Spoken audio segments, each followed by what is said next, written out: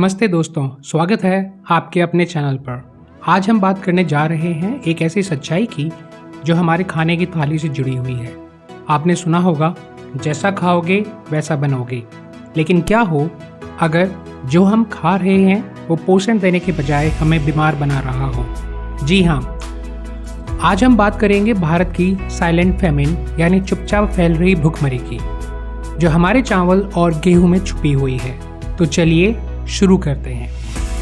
दोस्तों, एक नई स्टडी ने खुलासा किया है कि पिछले 50 सालों में हमारे चावल और गेहूं, जो भारत में 50% से ज़्यादा लोगों की रोज़ की एनर्जी देते हैं, उनकी पोषण शक्ति 45% तक कम हो गई है। ये study Indian council of agricultural research यानी ICAR के वैज्ञानिकों ने की है। और चौंकाने वाली बात यह है कि अगर ऐसा ही चलता रहा तो 2040 तक ये अनाज हमारे खाने लायक भी नहीं बचेंगे। लेकिन रुकिए, कहानी यहीं ख़त्म नहीं होती।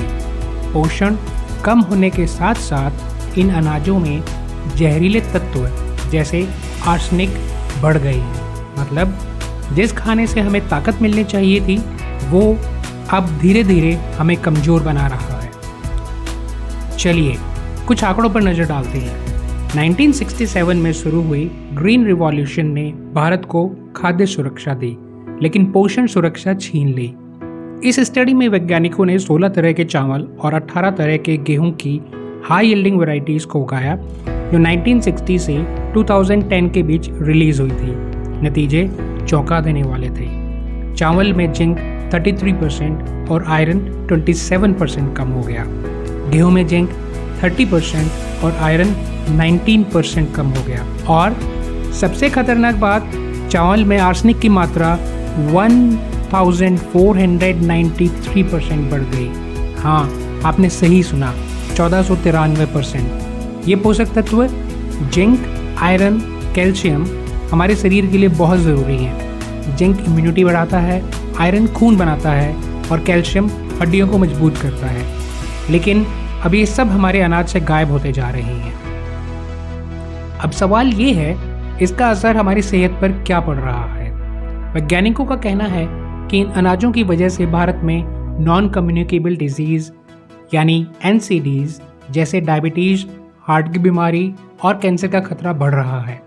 ICMR की एक रिपोर्ट कहती है कि 1990 से 2016 तक भारत में NCDs 25% बढ़ गए हैं। आज दुनिया भर में करीब 200 करोड़ लोग माल न्यूट्रिशन के शिकार हैं और इनमें से करीब 66 करोड़ लोग भारत से हैं, यानी करीब 1/3 लोग सिर्फ भारत में हैं। नेशनल फैमिली हेल्थ सर्वे बताता है कि 5 साल से कम उम्र के 35% बच्चे स्टंटिंग का शिकार हैं, यानी उनका पूरा विकास नहीं हो रहा है। दोस्तों, ये आंकड़े सिर्फ नंबर नहीं हैं, हमारे भविष्य की चेतावनी है। तो ऐसा हुआ कैसे? इसके पीछे ग्रीन रिवॉल्यूशन। 1960 में जब ये शुरू हुआ तो मकसद था ज़्यादा पैदावार, लेकिन ज़्यादा पैदावार के चक्कर में हमने अनाज की गुणवत्ता को नज़रअंदाज कर दिया। एग्रीकल्चर साइंटिस्ट देवनाथ कहते हैं कि हाई यील्डिंग किस्मों को बनाने के लिए पौधे की जेनेटिक्स के साथ इतना छेड़छाड़ किया गया कि वो अब मिट्टी से पोषक तत्व ठीक से नहीं ले पाते। पहले के पारंपरिक अनाजों में कैल्शियम, जिंक, आयरन की मात्रा कहीं ज़्यादा थी। मिसाल के तौर पे 1960 के चावल में कैल्शियम 337 मिलीग्राम पर केजी था, जो 2000 तक 45% कम होकर सिर्फ 186 मिलीग्राम पर केजी रह गया। गेहूं में आयरन 57.6 मिलीग्राम पर केजी हुआ करता था और ये 19% कम होकर 46.4 मिलीग्राम पर केजी रह गया। ये बदलाव एक रात में नहीं हुए, बल्कि धीरे धीरे हमारी थाली से पोषण गायब होता गया।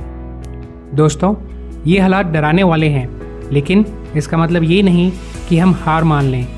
वैज्ञानिकों का कहना है कि हमें अब ऐसी किस्में तैयार करनी होंगी जो न सिर्फ ज़्यादा पैदावार दे बल्कि पोषण से भी भरपूर हो। लेकिन हम भी अपने लेवल पे कुछ चीज़ें कर सकते हैं। हमें सिर्फ विज्ञान पे निर्भर नहीं रहना चाहिए, क्योंकि विज्ञान एक समस्या का समाधान करता है और दूसरी पैदा कर देता है। हमें अपनी डाइट में ज्वार, बाजरा जैसे पोषक अनाजों को फिर से शामिल करना होगा, जो पिछले कुछ सालों में कम हो गए हैं। इसके साथ हमें किसानों के साथ सीधे संपर्क साधना होगा और उनको प्रोत्साहित करना होगा ताकि वे पुरानी किस्मों को वापस अपना सकें। अभी हमारे और किसानों के बीच में बाजार है जो सिर्फ मुनाफा देखता है। किसान अपने मुनाफे के लिए बाजार की शर्तों पे काम करता है और हम बाजार के चंगुल में फंसकर अपना खाना और सेहत दोनों बिगाड़ रहे हैं। ये सिर्फ खेती की बात नहीं है, हमारे स्वास्थ्य और आने वाली पीढ़ियों की बात है। तो दोस्तों, अब आपकी बारी है। क्या आपको लगता है कि हमें अपने खाने को बचाने के लिए कुछ करना चाहिए? तो आज ही अपने किसानों को सशक्त बनाएं, क्योंकि किसान ही स्वस्थ अनाज उगा सकता है। बाजार सिर्फ मुनाफा कमाना जानता है। कमेंट में अपनी राय ज़रूर बताएं और हाँ, इस वीडियो को लाइक, शेयर और सब्सक्राइब करना ना भूलें, क्योंकि अगले वीडियो में हम बात करेंगे कि पौधों के जीन में आखिर क्या बदला और इसका हल क्या हो सकता है। तब तक के लिए खाएं समझदारी से और रहें हेल्दी। नमस्ते।